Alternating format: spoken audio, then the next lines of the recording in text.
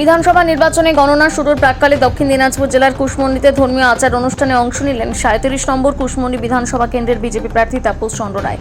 শান্তিপূর্ণ ভোট গ্রহণ সম্পন্ন হওয়ার পর এবার ভোট গণনাও যাতে সুষ্ঠু, নিরপেক্ষ এবং সঠিকভাবে সম্পন্ন হয় এবং পরবর্তীতে সরকার গঠনের পর যাতে এলাকার বাসিন্দাদের জন্য কাজ করতে পারেন, এই কামনাতে তিনি একাধিক মন্দিরে পুজো দেন।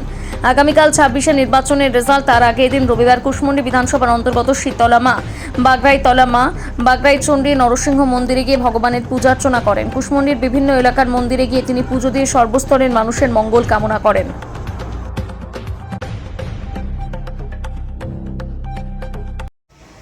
নমস্কার, বন্দে মাতরম, ভারত মাতাকে জয়। আপনারা জানেন যে দীর্ঘ লড়াইয়ের পর পশ্চিমবঙ্গে যেভাবে নির্বাচন কমিশনার স্বচ্ছভাবে শুদ্ধভাবে যেভাবে নির্বাচনটা করিয়েছে, তার রেজাল্ট আগামীকাল 4 তারিখ 4ই মে রেজাল্ট। সেই রেজাল্টে ভারতীয় জনতা পার্টি বিপুল পরিমাণে জয়যুক্ত হবে এবং তার সঙ্গে সঙ্গে আমাদের দক্ষিণ দিনাজপুর সাংগঠনিক জেলার 6টি বিধানসভায় জয়যুক্ত হবে।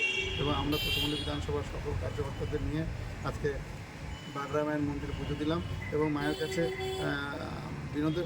আবেদন করলাম যে কুশমন্ডিবাসীর স্বচ্ছ ভবিষ্যতের জন্য উনি যাতে আমাদের পাশে থাকেন এবং কুশমন্ডি বিধানসভা থেকে জয়যুক্ত করেন এবং আমরা মানুষের হয়ে কাজ করব, এটু মায়ের কাছে প্রার্থনা রেখে আজকে সকলে মায়ের এখানে আঙ্গিনায় এসে আমরা পুজো দিলাম।